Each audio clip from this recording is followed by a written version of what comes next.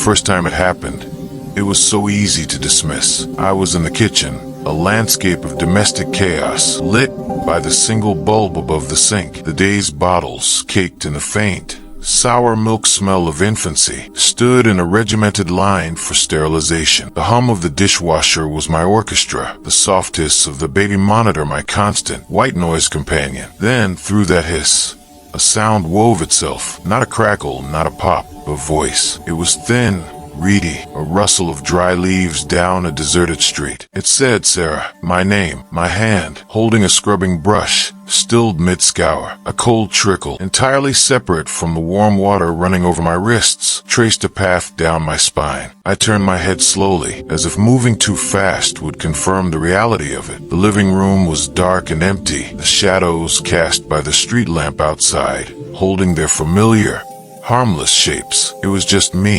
silence, and the monitor. "You're tired, Sarah," I told myself. The internal monologue, a practiced mantra. "You're so unbelievably tired." The doctor had called it adjustment fatigue, a sterile term for the soul-deep exhaustion of being a new mother, of being alone in a house that felt too big and too small all at once, with a love so profound it was terrifying.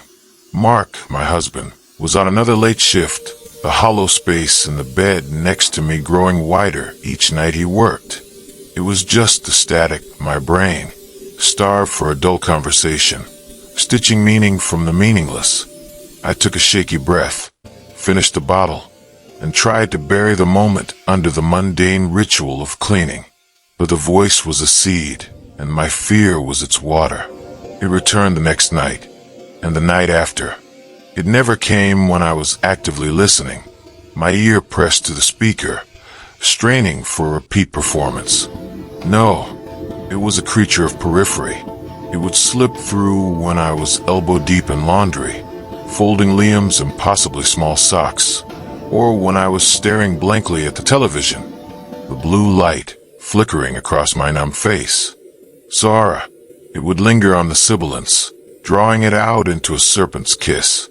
It held no emotion, no anger, no joy, only a flat, terrible intimacy. The way a stranger in a dream might know your deepest secret. My world began to shrink, constricting around the little plastic parent unit of the monitor. It became a permanent appendage, clutched in my hand, my thumb a nervous sentinel on the volume rocker.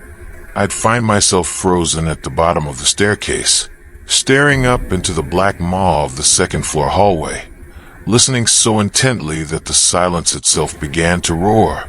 But from the nursery, only the gentle, rhythmic sound of Liam's breathing would emanate, a peaceful, sleeping sound that should have been a comfort, but now felt like a taunt. I finally broke during a rare, shared dinner with Mark. The conversation was stilted, revolving around bills and his work. "Mark," I interrupted, my voice too sharp. "The baby monitor. It's saying things." He looked up from his plate, his face a canvas of weary concern. "Saying things? Like what?" "My name," I whispered, the confession sounding absurd even to my own ears. "It says my name." He reached across the table, his hand covering mine. It felt heavy, not comforting. "Honey, it's probably just crosstalk. Someone else's monitor on the same frequency. Or a radio signal. This old house, the wiring, you know."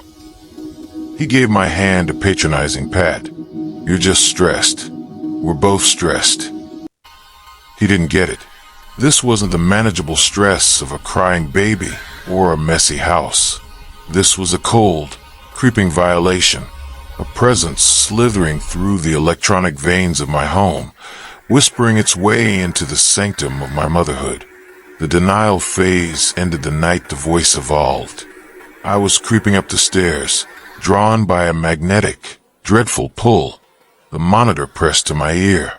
The static swelled, then parted like a curtain. The whisper came, clearer than ever before. "He's so warm." The words were a physical blow. I gasped, my foot slipping on the carpeted step, and I grabbed the banister, my heart trying to batter its way out of my chest. "He's so warm." It wasn't just knowing my name anymore. It was commenting on my son, on his living, breathing warmth. That was the line. The next morning, fueled by a frantic, sleep-deprived energy, I drove to the electronics store and bought the most expensive, top-of-the-line digital video monitor I could find. It boasted encrypted DCT technology and crystal-clear video. I brought it home, a savior in a cardboard box. I unplugged the old analog monitor, its green power light winking out with a sense of finality. I didn't just throw it in the kitchen trash. I carried it outside to the big bin, the plastic shell clattering against the metal, a sound of triumph. For 2 glorious nights, the new monitor was a blessing.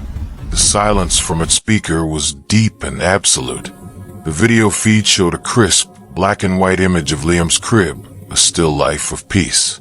I could see the gentle rise and fall of his chest, the way his little fist was curled near his cheek. I began to relax.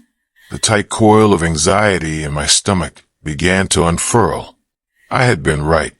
It was just a faulty, haunted piece of technology, and I had exorcised the ghost. The third night, the illusion shattered. I was in bed, the video monitor dark on my nightstand. I was hovering in that fragile space between wakefulness and sleep when a sound pulled me back. It was a soft, melodic tune, a lullaby, but one I didn't recognize. It was simple, repetitive, and haunting, played on what sounded like a distorted music box.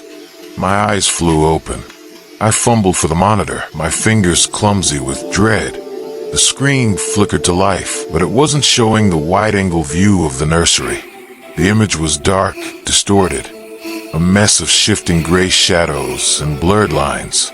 It took my brain a long, horrifying second to process what I was seeing. It was a close-up, an intimate, macro view. I was looking at the fuzzy texture of a knitted blanket, the smooth curve of a tiny ear. The camera wasn't on the dresser across